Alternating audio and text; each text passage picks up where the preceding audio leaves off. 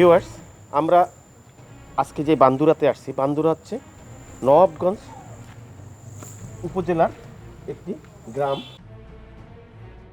সেখানে আসলাম।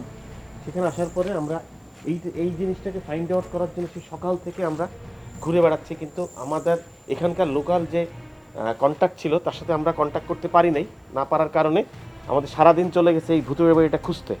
কিন্তু ফাইনালি আমরা অনেক কষ্ট করে এই ভূতের বাড়িটা পেয়েছি, এবং পাওয়ার পরে যেটা হয়েছে যে আমাদের কাছে ততটা ভয়ঙ্কর মনে হচ্ছে না, কিন্তু এর যে এনভায়রনমেন্ট, এর যে ভিতরে আপনার গাছের যে শিকড়গুলো, বট গাছের শিকড়গুলো, পাকুড় গাছের শিকড়গুলো, এগুলো খুব ভয়াবহভাবে এটাকে মানে একদম ঘিরে আছে এবং যাকে বলে আষ্টে পৃষ্ঠে জড়িয়ে রেখেছে। কিন্তু বাড়িটি বেশি পুরনো না। এটা আপনাদের যে কেউ আসতে পারেন। এটা বান্দুরা হোসনাবাদ এরিয়ার পোস্ট অফিসের সামনে।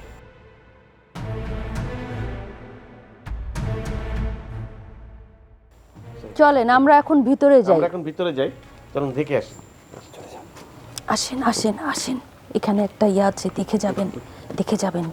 হ্যাঁ, ওটাতে কিন্তু ভয়াবহ কিছু হতে পারে। আমরা আচ্ছা, এই বাড়িটার ভিতরে এটা খুব বেশি পুরনো না, তার প্রমাণ হচ্ছে এখানটা যে রডের কারণ বেশি পুরনো হলে চুন সুরকির হতো। এটা চুন সুরকির বাড়ি না, এটা আসলে সিমেন্টের ঢালাইয়ের বাড়ি। তবে ইটগুলো বেশ, এখানে অবশ্য চুন সুরকি ব্যবহার করা হয়েছে। চুন সুরকি এবং এবং নোংরা অপরিচ্ছন্ন অবস্থায় আছে। এখানে ভূতের যে বিষয়টা, এটা আমরা ফাইন্ড আউট করার চেষ্টা করছি। আমার সাথে লাবণী আছে। লাবণী, কিছু বলুন। আমি এই বাড়িটা সম্পর্কে মাসুদ ভাইয়ের কাছে অনেক কিছু শুনেছি। আজকে আমি এসেছি এখানে দেখতে, আসলেও কি এখানে ভূত থাকে, কিন্তু আমার মনে হচ্ছে না এখানে আমি কোনো ভূত দেখতে পাবো। দেখতে পেলে ভালোই হতো মনে হয়। তো চলেন। তবে পরিবেশটা একটু গা ছমছম করা, কিন্তু তা ঠিক, কারণ বাইরের ভিউটা পুরাটাই মনে হলো যে অনেক পুরানা গাছ দিয়ে পুরা এলাকাটা ঢেকে আছে। আকাশ তো দেখাই যায় না, তার উপরে রোদ নেই, ছমছমে একটা ভাব। এখন যেটা মনে হচ্ছে সত্যি এটা একটা ভূতের বাড়ির মতোই লাগছে আমার। আমরা কি লাবণী, আমরা কি আসলে কি ভূত পাবো? কি মনে হয় আপনার? না, আমার তো সেরকম কিছু মনে হচ্ছে না। আমি তো কোনো ভূত দেখতে পাচ্ছি না এখানে।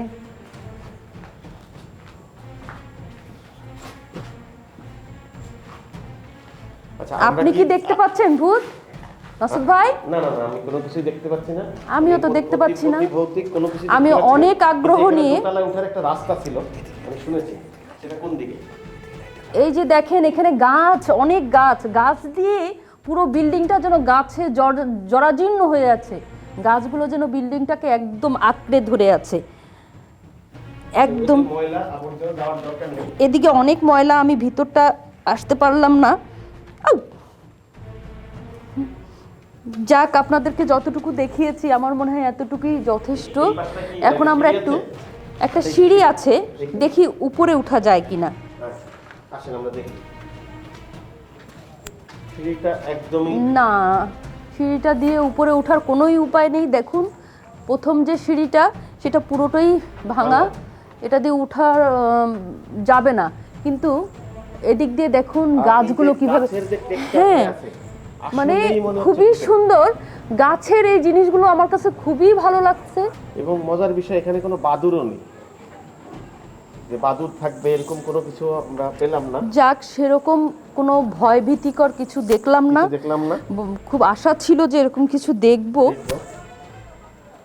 কিন্তু আমাদের চোখে আসলে এরকম কিছুই পড়লো না। অনেক চেষ্টা করলাম, আমরা অপেক্ষাও করেছি অনেকক্ষণ, যাতে করে যদি কোনো ভূত থাকে বা এরকম কিছু যদি থাকে তাহলে আমরা। যখন এখানে আরো 50 বছর আগে লোক সংখ্যা কম ছিল, তখন হয়তো অশরীরীয় কেউ কিছু দেখে থাকতে পারে, কিন্তু আমরা আসলে এটাকে বিশ্বাস করি না, বিশ্বাস করতে চাইও না। এবং আমাদের দর্শকদের আমরা একটা জিনিস সবসময় বলি যে অতি ভৌতিক বা অশরীরীয় কোনো কিছু নেই, যা আছে সবকিছু যুক্তি তর্কের ভিতরে আছে। তবে উপরে উঠতে পারলে খুব ভালো হতো কিন্তু মাসুদ ভাই। কিন্তু আমরা দুঃখিত, আমরা উপরে উঠতে পারলাম না, আপনাদেরকে উপরটা আসলে দেখাতে পারলাম না। আমরা দেখাতে পারলে খুব ভালো লাগতো।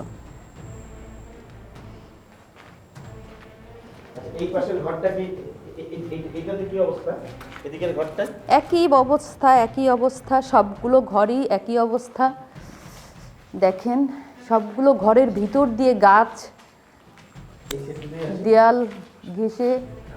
দেয়াল ঘেঁষে গাছ। এই যে দেখেন গাছের গুঁড়ি এক দরজা দিয়ে ঢুকেছে, আরেক দরজা দিয়ে বের হয়েছে। এই যে কত বড় গাছের গুঁড়ি। এটা আসলে একটা পরিত্যক্ত বাড়ি।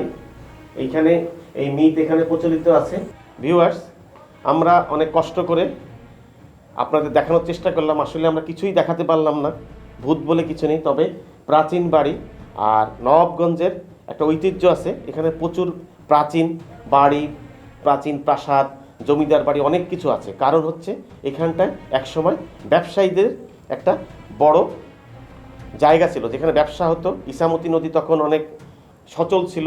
সব মিলিয়ে এখন এখানে সেই প্রাচীন বাড়িগুলো আছে, কিন্তু প্রাচীন বাড়ির যে মর্যাদা, প্রাচীন বাড়ির যে ঐতিহ্য, প্রাচীন বাড়ির যে ঐশ্বর্য আসলে কিছুই নেই। এখন যা আছে সবই তা হচ্ছে গল্প এবং মিথ। দর্শক, আপনাদের ভালো লাগবে, আপনারা আমাদের সাথে থাকুন, লাইফ লিভিংয়ের সাথে থাকুন। খোদা হাফেজ।